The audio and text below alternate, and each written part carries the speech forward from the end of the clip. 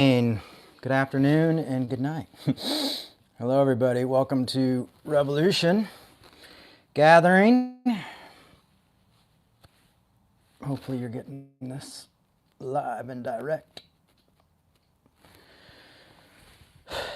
March 2nd. Well, welcome. Got a long way to go and a short time to get there. Not really. Well, first full talk since I'm back from Belfast, Northern Ireland. Sorry, for those who are watching the video, trying to get all the stuff, the shot fixed up. You don't often get to see the top shelf there, so you know, if you want to see that, there's a sneak peek. There it is. The top shelf. One day I'll give you guys a tour of the magical shelf behind me. That's what Pete Rollins calls it. He calls it my magical shelf. So yeah, we'll do that.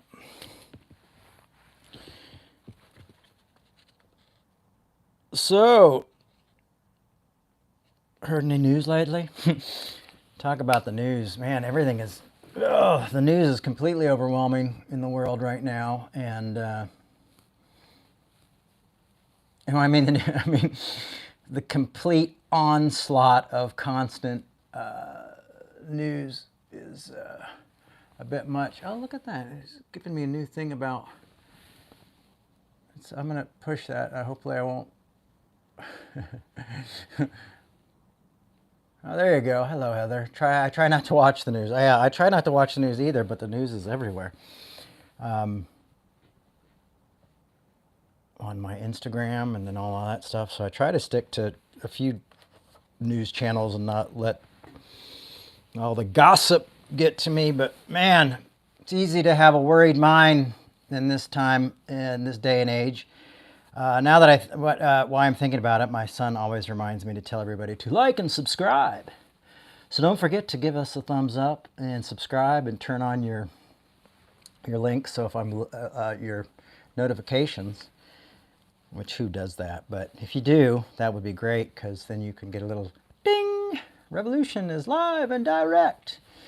So you can do that, and we'll be there. When we're there, we'll be there. Thank you. See, I already got one thumbs up when I asked. Well, yeah, bit of a worried mind, and I'll tell you why. I'll tell you what. Being in Northern Ireland, being in Belfast, and was lovely because I can't use my phone when I'm there. So I put my phone on airplane mode. So I can use my phone, but only when I have Wi-Fi. So usually I don't have Wi-Fi when I'm out and about doing things, and so I'm not doom scrolling constantly. So that was a nice break. Of course, I hit the ground running when I got back and caught up on all my gossip, which kind of stank because I saw some things that were really worried my mind. And one of those is these anti-marriage equality bills that I see happening. I don't know if you guys know, but back in 2005, or 2006 maybe, I always get the year wrong, but when I became an outspoken ally of my LGBTQ brothers and sisters, and also worked on seeing the marriage equality pass, and you know, it's so crazy because we didn't think we would get gay marriage for another 10 years. I mean, honestly, I felt like it was something we were going to really have to spend more time on, and then it happened, and that was a fantastic victory, I think, for us all. You know, I think it is a civil right, it is an equal right. It is, I believe, if you look at it's a constitutional right. I just as though when we got the right for interracial marriage was used by pointing out that it was a constitutional right. And so I think that's covered there.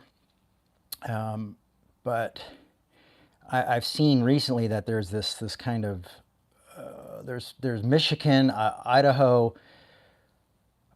Montana, North Dakota, and South Dakota seem to be pushing anti-marriage equality bills, trying to get the laws changed. And I find that to be quite devastating. I know that you don't turn into your revolution gathering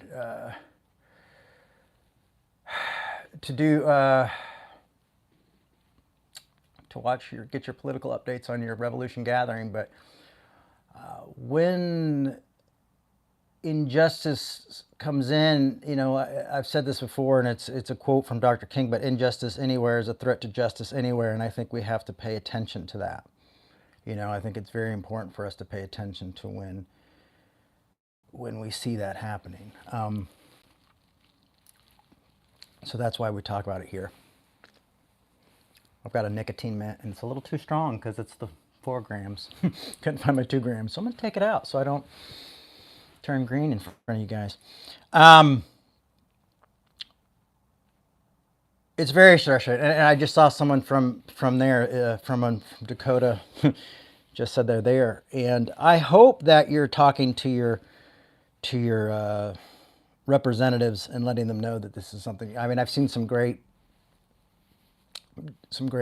people standing up and people speaking out, which has been fantastic, and people showing up to the representatives, houses of representatives and stuff, and so I think that's great, and we just need to continue to communicate that and let people know that we're not going to go backwards. One of the things I hope is that religion will not be used as an excuse, and in no ways be a valid one by any means, to roll back people's rights and people's equality. I think that's a horrible precedent to set, and I think it's really sad that this faith has been used to do that, and as an excuse to do that for so many horrific things, and I hope that we will continue to say no. I also think this trans ban in the military is horrific. I think using people as pawns is horrific, especially in religion and in politics. And I think that's what's happening. I think people are being used as a distraction. They're taking away people's equality, taking away people's human rights based on their identity and their sexuality. Sexual identity is a great distraction. It's a game that shouldn't be played, and people don't deserve that. Unfortunately, this is the story we find ourselves in. So I think we need to be willing to speak up and be heard, and let our voices be heard, that this is unacceptable, that this type of thing is unacceptable. So Jay, what does this have to do with Jesus and Christianity and religion? Well, I think it has a lot to do. I think it has a lot to do with loving our neighbor as ourselves. I think it has a lot to do about community, how we see community, and how we treat the other. One of the reasons I wanted to share this with you is why I think a lot of people are feeling really worried right now. Their minds are feeling worried. I would really hope that a lot of my conservative brothers and sisters, my Republican brothers and sisters, so I know we have some who attend Revolution, might not be listening right now, but will speak out as well. Don't let your party be hijacked by identity politics. See, we condemn identity politics. Often you'll see the people, my conservative brothers and sisters, condemn identity politics on the left, but then on the right they do the same thing. They just use it in a different way. They use it in a way to tear people down, or say, oh, we're going to get rid of this and blah, blah, blah. But it's hurting people's identities by using their identities as political pawns. So, both sides can be equally as guilty of using this, rather than worrying about all humans and all human rights, such as, hey, let's work on having affordable health care. Let's work on having affordable homes. Let's work at having jobs that pay. These basic things that the richest country in the world should be able to provide. We often tear each other apart by getting focused on identity politics and taking away only particular people's rights. And like I said, as a minister, as a pastor, I guess, I do believe that injustice anywhere is a threat to justice everywhere.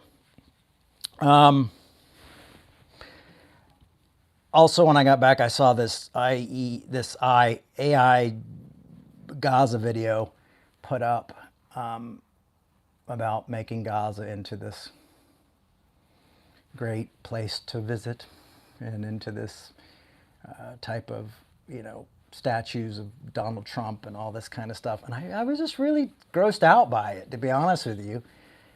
This isn't me trying to make it all about politics and saying, well, no, I'm doing identities based on politics, but it was really grossed out by this idea of where we've seen this horrific war, we've seen all these children dying and being killed, and then saying, well, we'll take it over, we'll clean it. These just type of things just seem insensitive to humanity, insensitive to people's lives, to a disrespect for those who've been lost, a disrespect for those who call this their homeland. I'm just really shocked that we're at this place. And it all seems like a bit much. Don't you think? I often think about times where, I was a really strong Democrat. Right now I have a lot of issues with the Democratic Party, with both parties. But when, George Bush won or something like that, the first few weeks of stuff you just kind of moved on. You kind of had to accept this is where we're at. But right now it seems like we're in such a fiery political time in our country and in this world that it's hard to do that. I mean, you can't keep up. Like all these things I mentioned, the equality bills and the ban on transgender military folks, it's like, and then the next day, you've got this argument in the White House, with the Ukraine president and our president. It's just like it's hard to stay focused right now. It's hard to stay focused on what's going on. And so I wanted to talk a little bit about that and just saying, like, it just seems like we're all in this kind of worried mind, and that it seems like a bit much, and it can be a bit much on our mental health. It seems like our elected officials treat, when they treat our allies like children, it's a bit much. Too much from a political point, I'd say. Too much for politicians, I'd say. It's just too much from our politicians as well. So what do we do with that? Well, I think yet we must realize that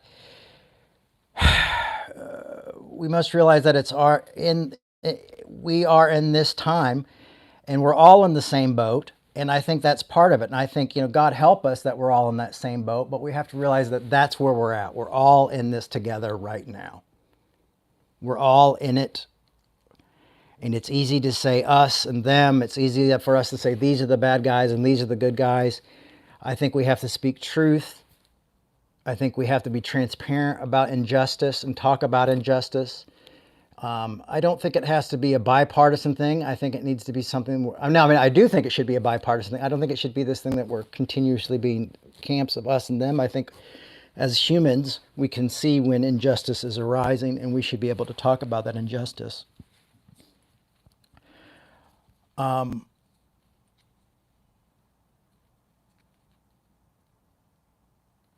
And for me, these are the reasons why I've chosen Christianity. This is why I've chosen nonviolence as a way of living, as something I'm trying to subscribe to in my own life. And why Christianity is because I think the answer lies within how do we disagree well. As I've said this for many years now, how do we disagree well? How do we argue well? How do we practice a grace that is truly anarchy? How do we love our enemies? How do we disagree well? And I think there's, none of these things are anti-Christ. It's not anti-Christ to disagree. It's not anti-Christ to speak up for the truth. It's not anti-Christ to get angry sometimes and flip tables. These all have a time and a place. And I think what we're doing right now is we have to be wise, wise as a serpent, harmless as a dove. You know, we have to be able to know what the timing is and how to live out that timing every day.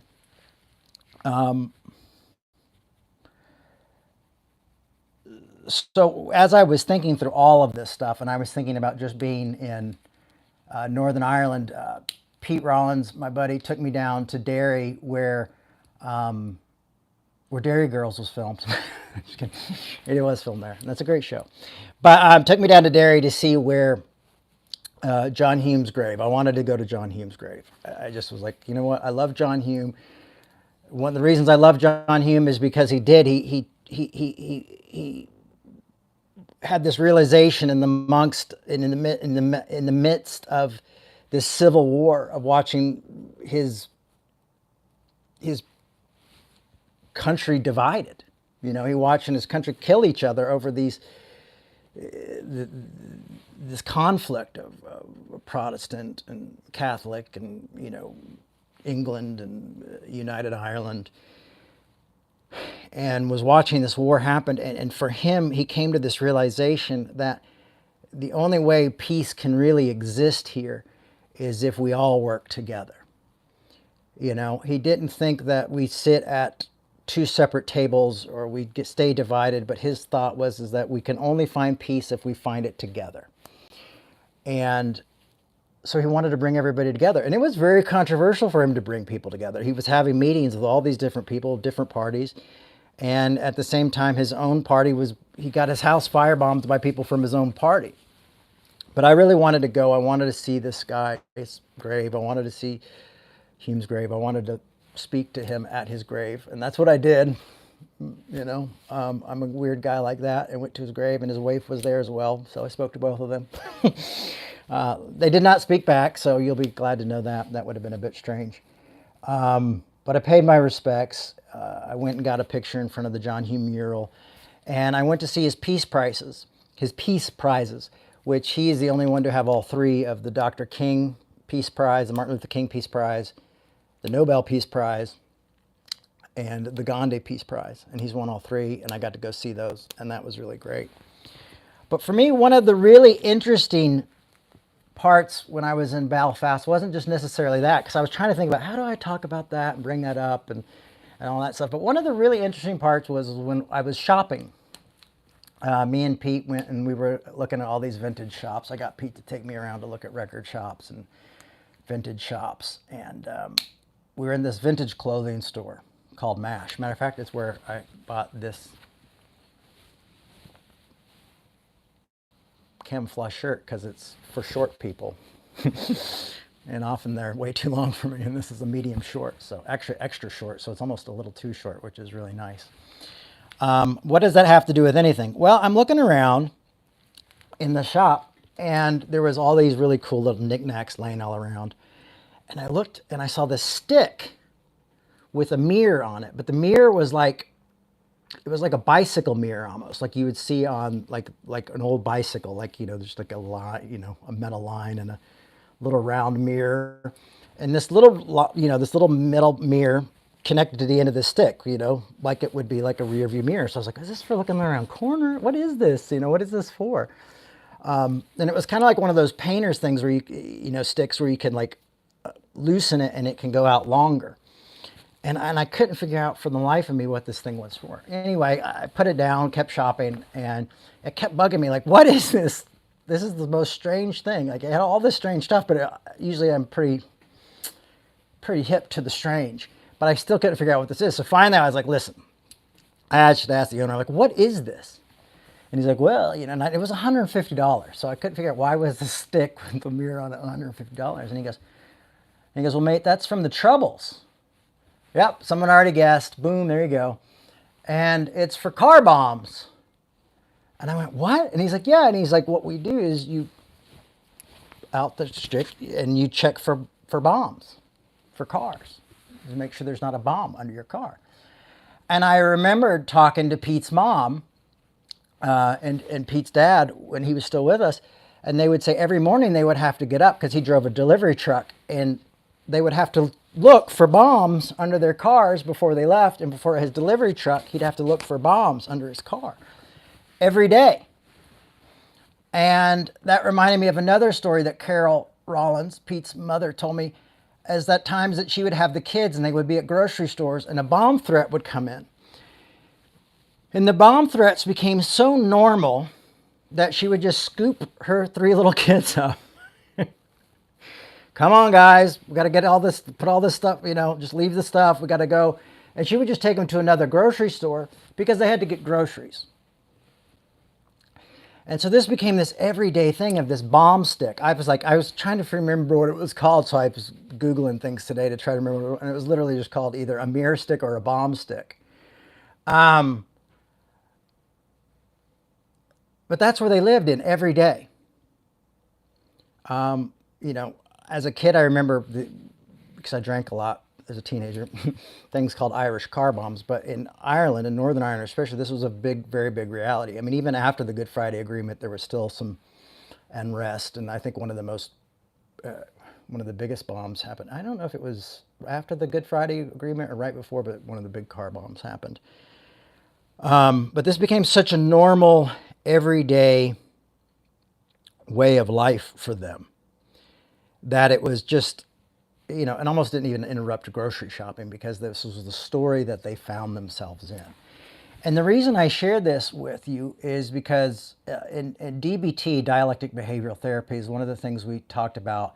There was something called radical acceptance, and where you just have a lot of horrific things going on at the time.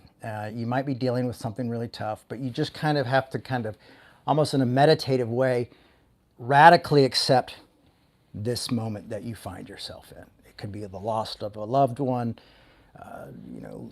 medical bills, sickness, there you are.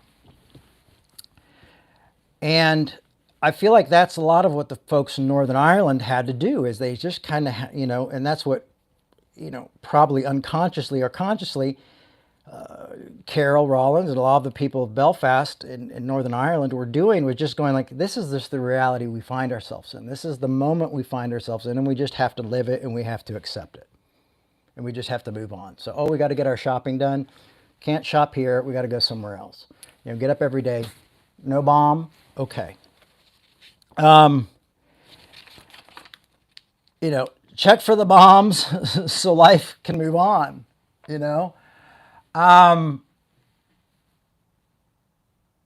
So this being a horrific thing, and somebody says, it's kind of sad. It is sad. It really is sad. It's a horrific thing.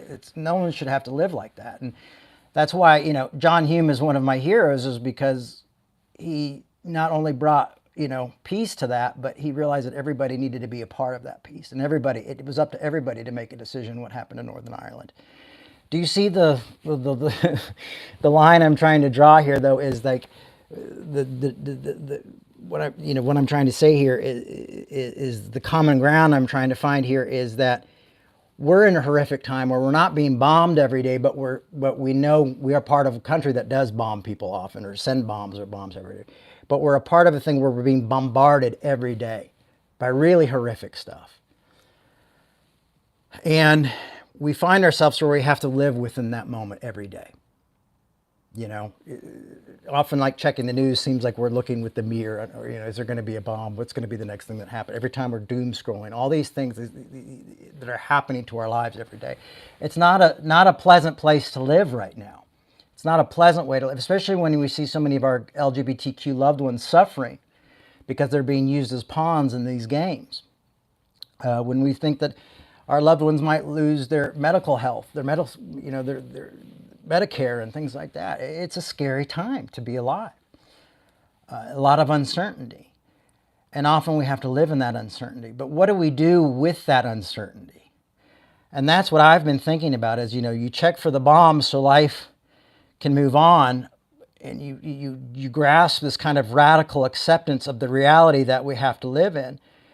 But also, what is the change that we're called to make in this world?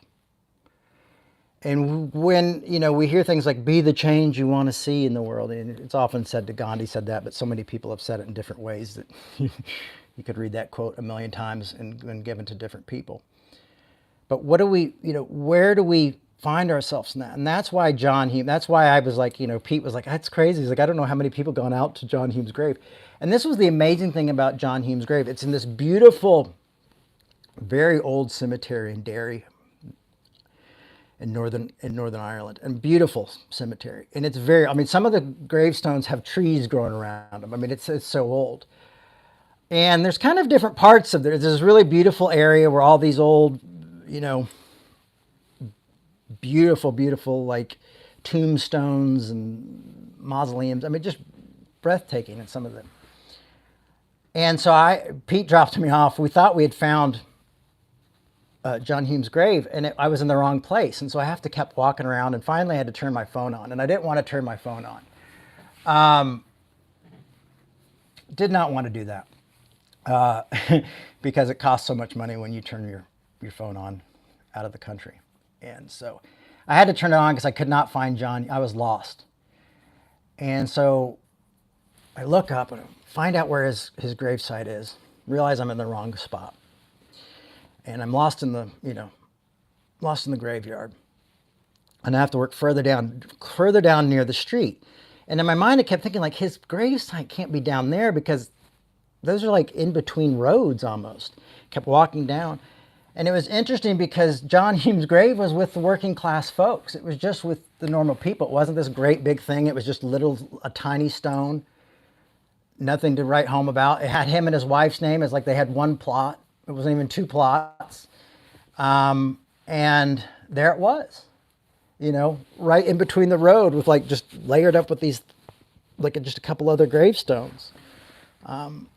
And there was something really beautiful about that because to me, it just reminded me of, he wasn't a flashy guy. He wasn't the world's most charismatic speaker, but he knew how to speak to people and bring people together and helped bring one of the best, greatest peace processes, in the world together.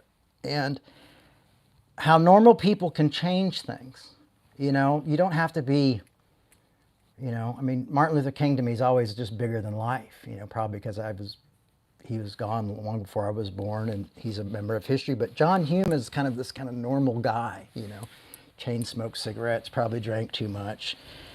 But he was still like this human. He was haphazardly human in a way. And there's something about that idea of how we can change. Even human beings can change things. Even, kind of just your average, nothing to really look at man can say, you know what, I want to bring people together. And he was inspired by Dr. King, which is really interesting.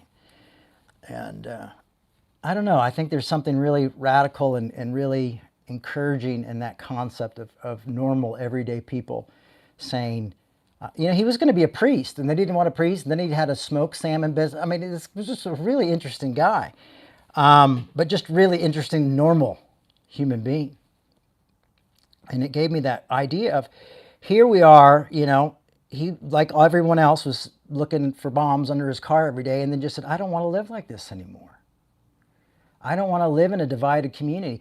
Now, is it perfect? No. When we went down to Derry, there were still parts where they were separate and people were flying American flags and Israeli flags. And then, there were just, you could tell there were some areas where it would say Londonderry is what they call it. And people had the London completely like painted out. And so it just said Derry, so there was still division there, but they're not killing each other. They're not having to check for fire, for car bombs every morning anymore and things like that. And, but it takes hard work. And so one of the things I was inspired me was a verse in Ephesians that I wanted to read to you all. And this was when Paul the Apostle was imprisoned when he wrote this. And it's Ephesians 2:11, Ephesians 2:14. For he, which is saying Jesus, is our peace. In his flesh he has made both groups into one.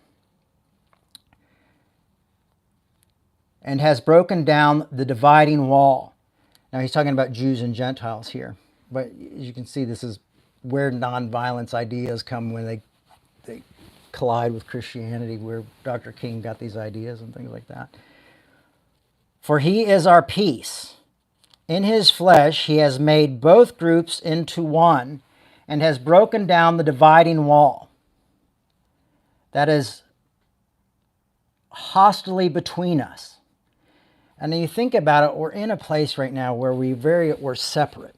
You know, we've got Republicans and Democrats and leftists and real right, super right, middle, all this stuff, but it still seems like there's this division, that we're more divided than we've ever been.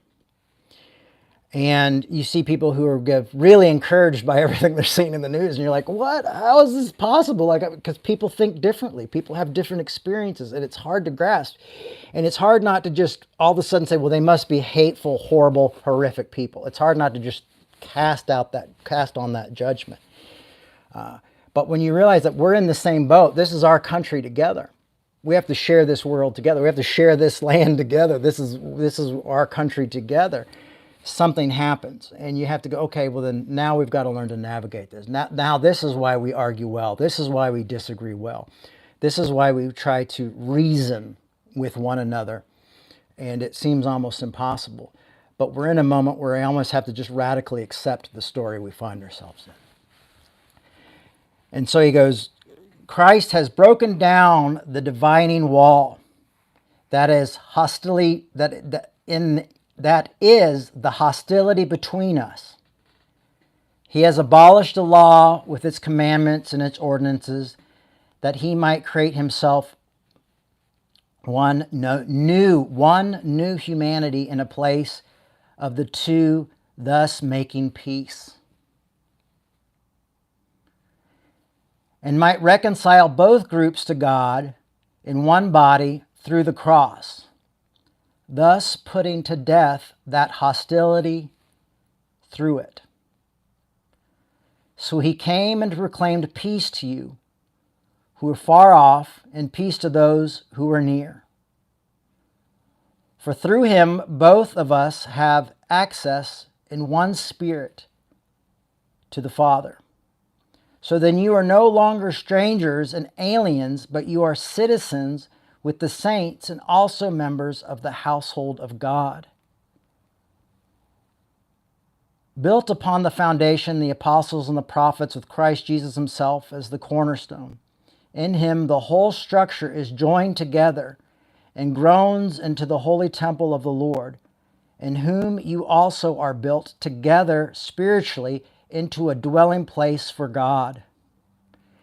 Goes on to 3, goes, this is the reason I, Paul, am a prisoner for Christ Jesus, for the sake of you Gentiles.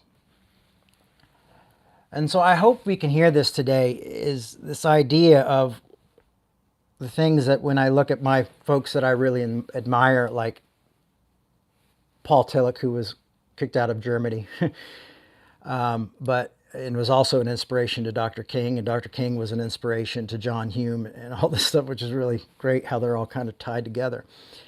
But the idea with this revolution, what we're trying to do here, why grace is anarchy, why, finding unity through diversity is so invaluable to me. It's because this is the message of the gospel. This was the message of the Apostle Paul. This was the message of that. This is the message of nonviolence. This is the message of Martin Luther King Jr. This was the message of people like John Hume, is that we have to figure out a way to put this wall of hostility, we have to find a way to make it disappear. Because we have to have these tough conversations. We have to have a peace agreement that says maybe like, hey, listen, conservative evangelicals, like you have a right to exist just as much as any of the LGBTQ folks have the right to exist. And the only way we're going to be able to live within a peaceful way is by, one, not making our convictions into law, and by realizing that we're brothers and sisters in Christ, that we're all in the same boat now, and there's really not much we can do about that. Now, this takes time. It takes patience. As I said before, it's progress, not perfection, but it's something that I think maybe we can do. I hope we can do. I want to give up. And I have a lot of people who say, you should give up. You know, Martin Luther King said, it's the world won't change if we're full of self-centered people. You know, if we're full of self-centered people and self-centered leaders, we can't change. But we must be other-centered people, others-centered leaders. So that means we're not self-centered, we're others-centered. We're people-centered. What happens is when we don't have the audacity to believe in being an others-centered people, and we become self-centered people, and we allow our leaders to become self-centered leaders, and we allow that, what happens is we get this rugged individualism, and it makes people feel fear when they have to live within this rugged individualism, because all of a sudden they go, mine, I got to take care of myself. I got to take care of my own. And I see this all the time with conversations I'll have people, especially on social media like Facebook and things, where I put something up. I thought, oh, here's something that'll really bring people together. School lunches. Everybody thinks that like kids should have free school lunches. And people go like, no, we shouldn't have to pay for their parents making mistakes, or I shouldn't have to pay for this thing, or I don't have kids and things like that. And you get all these arguments. And that's what happens when we become so self-centered, is that we're not worried about the community. We're not worried about the future of the world. We're not worried, we don't really understand that this is how the world works, is we all have to work together. This is how the country works. This is how communities work, even if we don't really interact with each other very much. It's like we become so self-centered, so focused on ourselves, that we start to go like, oh, the gays are going to take away my rights to do something. All of a sudden we're going to blame them. And then, the conservatives are going to take away my rights. Unfortunately, right now, I hate to say it, but some of the conservatives are taking away their rights. I mean, that's literally happening. And that's a truth that just has to be out there. Like, who should be scared of who? We want people to not have the right. They're married already. They have children. We're going to take these away from humanity and from humans in the name of Jesus, or in the name of politics, because of why? Because it keeps us distracted, so our politicians and things can do other things that we're not focused on, because it keeps us fighting. That's why we've got to kind of feel like we've got to nip that in the bud right away. Those are the type of things we have to, we will not tolerate this type of thing for any citizen. And then all of a sudden hate gets in there, greed gets in there, and insecurities get in there, because you're afraid of what those people are going to do to you.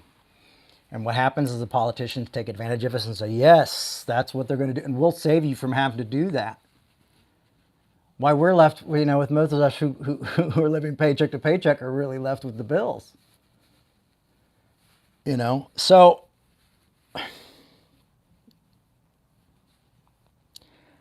I believe that that's why it's important for us to be others-centered. And that, I remember it was Tupac who said, if you're my enemy, it doesn't mean I hate you, or I want to see you starve to death. I just don't want you to sit at the same table with me. And people go, oh, that's just not how it should be. We should all be at the same table. I don't know where we always feel like this kumbaya, we all have to save the same table. Right now, I would just be happy if we had different tables and everybody was eating at the tables. That's okay by me. I'm honestly, I don't have this thing that we're all just going to be really love each other and agree to one another and hold each other's hands and eat at the same table. But the fact is, I don't want people to starve to death at the other table either. And I think that has to be the thing. We're going to have to take the road less. We're going to have to take the higher road. Love and grace and compassion. If we're going to be other-centered, we're going to have to say this includes all of us here. Equality. We find equality through diversity. And that doesn't mean we're going to agree on everything, but we can have the agreement that it's not going to affect my equality, isn't going to make you less equal. I'm not going to be more equal. Those are the type of things like when in Animal Farm, some are equal more than others. Other animals are more equal than others. Or we're all equal, but some more equal than others. That kind of concept. We have to fight against that. We have to speak against that. And with nonviolence, we seek to find justice through our words and through civil disobedience, We do not follow unjust laws and that type of thing. But I think that lies within the scriptures, within this text that we have right here in front of us in Ephesians, which I just feel like I've never, I mean, I have it underlined, but I can't remember the last time I spoke out of this part of Ephesians. Usually I like 2, 8, 9, and 7, saved by grace, not by works. All those are some of my favorite ones. But I don't feel like I've ever really focused on this idea that, Christ has broken down the dividing wall that is the hostility between us. And that's why the law was abolished. You'll often see that people want to build up this hostility, this wall of hostility will go back to the law, or they'll create a law, or they'll make a new law out of Christianity or something like that and be like, use all these fear tactics. But we can't go backwards. But going forward doesn't mean that we're going to try to destroy the lives of the other, because we're other-minded, and that's what it means, other-minded. It just doesn't mean that we're just our own community or our own self. We don't come. Often, I think it's very easy for us to say, "Well, I'm worried about my own tribe." Well, of course, we're worried about the people in our own tribe, but we can't be tribal-minded either. We've got to find unity through diversity. And often, sometimes allowing that diversity is going to mean people that we disagree with, that there's going to be evangelical churches that we just don't agree with, but we find a way to disagree that doesn't affect either one of ours equality or our joy of life.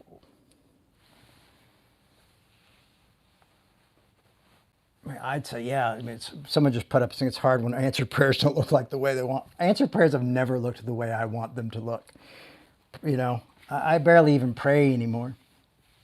And when I pray, it's much different than I used to pray.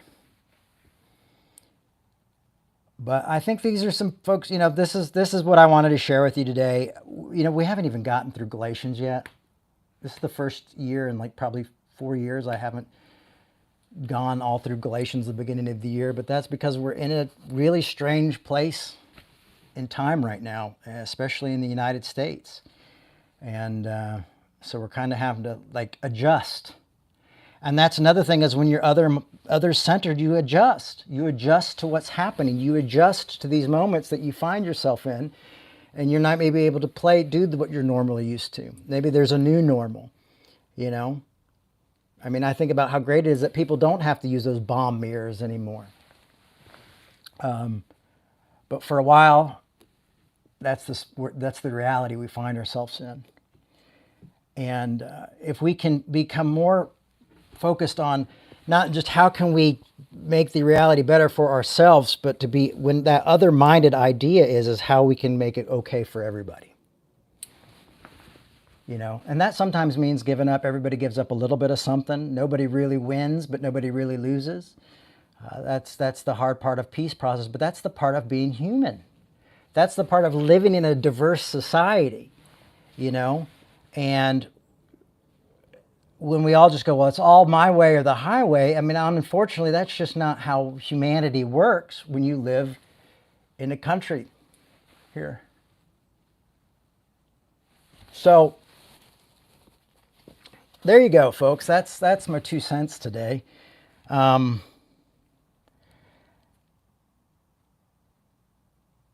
you can tell, I feel shooken up too. So you're not alone. We all feel a little bit uncertain. It's hard to kind of get up every day and face the world and see what new crazy thing is on the news, and to being so divided. But I believe a change will come. And I do want to make this really clear, is that I do believe in a reformation in Christianity. I do believe that we've got to have more of a reformation in Christianity. But it does have to be an other-minded reformation. And it also has to come to the realization that we're going to have brothers and sisters that we do not agree with 100% on things. I would hope that that we don't give the corner, for a lot of these folks who are very, a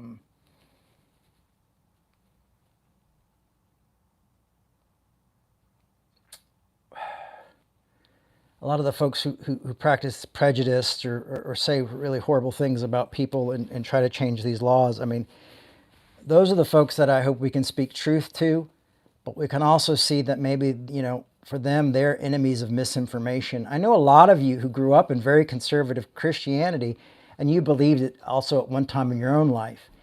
And I'm going to guess that you didn't come to the realization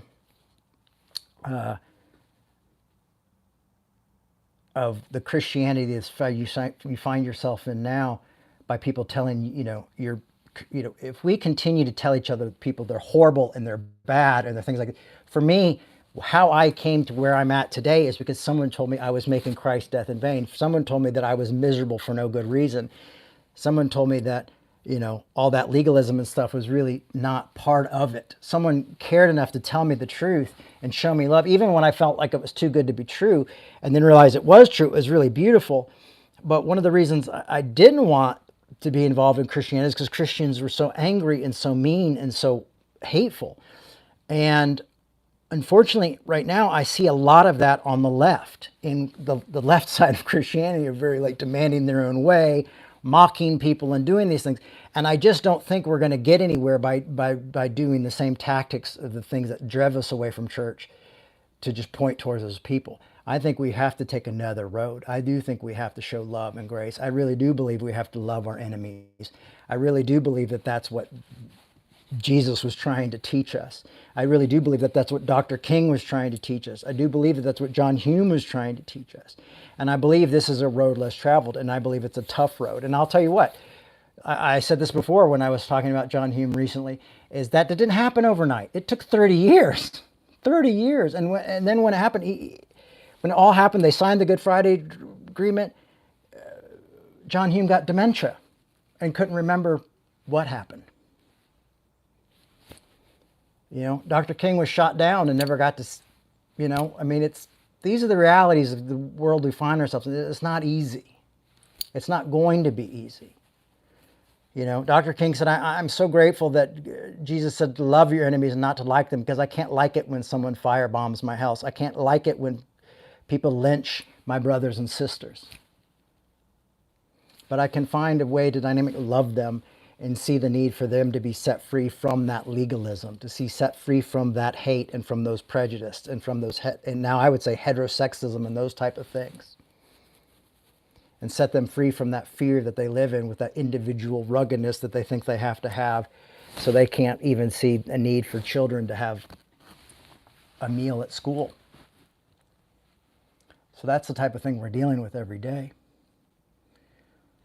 Or that we're willing to turn a blind eye to our country giving billions of dollars worth of bombs to blow up innocent folks, because we go, well, at least this group's on my side. I saw a lot of my Democrat brothers and sisters all of a sudden who were fighting for Gaza. All of a sudden, when the vote came up, said, well, we're not going to talk about Gaza. We'll just ignore that part. And I think we're better than that. I think we're bigger than that. And I think that's what Christ is calling us to, is to continue to be honest and take these things. And then all of a sudden you go, well, I don't feel like I'll have a tribe. You might not have a tribe. Your job might be to walk in between all these tribes and figure a way to bring them together and bring these walls down. This is what Paul brought to Christianity when he started reaching Gentiles was huge.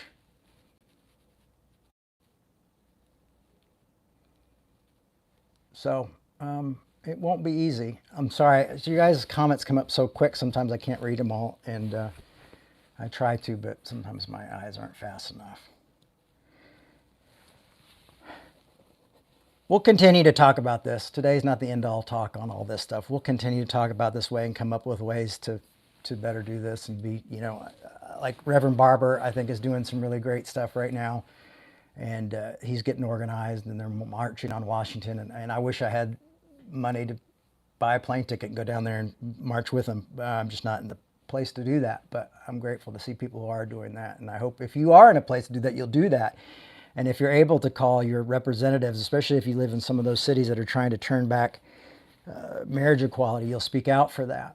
And we'll continue to speak out. And we'll speak out on behalf of our trans siblings and say, this is in America when you're pulling people out of the military, because of their identity. This isn't America because of their sexual preference or because of their their what their identity actually is.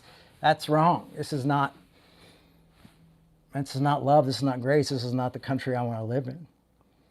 And we will not allow our brothers and sisters to be scapegoated for that. And you know what? We, in the turn, will try not to scapegoat others either. That's the thing is when you're trying to help other people, people are going to be watching you to make sure you're not doing the same thing that you're fighting just to other people. And that's an easy trap to fall into. So anyway, thank you all for listening today. Revolution Gathering. I don't know what we're doing anymore. We're just trying to grow hope and peace and maybe just be a place of peace and justice and love and grace and hope and make this world a better place for everybody. So thanks for listening today. We can't make it without you. Matter of fact, I don't even know if we're going to make payroll this month or the next couple of weeks, but we made it last month, so I want to thank you for that. But you can go to revolutionchurch.com and make a donation. It's tax deductible for now, and it really helps. It makes this possible. I will continue to show up every week. I will continue to show up during the week as we grow and we come up with new ideas and new things to do and how better ways for us to be organized. And we cannot do it without you. And thank you all for the kind words that I see coming up on the screen right now. That really means the world to me. I'll let you know, I'm exhausted with you. I'm tired too. Oh, this is just too much. Just seems like too much. But I try to think about Dr. King. I try to think about people like that. One of the things that really helps me is this really strange, is this quote from Paul Tillich. Sorry, I was supposed to try and wrap up, but I'll give you this quote real quick. It's that doubt is not the opposite of faith, but it's merely an element of it. And this idea that doubt is an element of faith reminds me that even when I don't believe, even when I'm so tired, I just go like, there must not be any God, or this must not anything, that's part of faith. It's easy to say, well, just doubt. It's just doubt. It's just like, I'm like, when you have your dark night of the soul, that is a part of faith. There's something within that is part of the faith. There's something within that disbelief and that feeling of abandonment, just like Christ did, that's part of that. And it was really interesting is that recently I was reading this new autobiography, this biography on Martin Luther King, and he was talking about in his darkest times, that same quote really encouraged him to stay on, because there's moments where he felt like his belief system was just wrecked when he would see all the horrific things happening to the people around him and his fellow people of color. It would just devastate him. But he knew that was part of faith, and that Tillich really touched on a truth there. And so know that these moments of doubt, these moments of wanting to give up, these moments of thinking there is no hope might be part of the faith journey, because it helps us to rethink these things.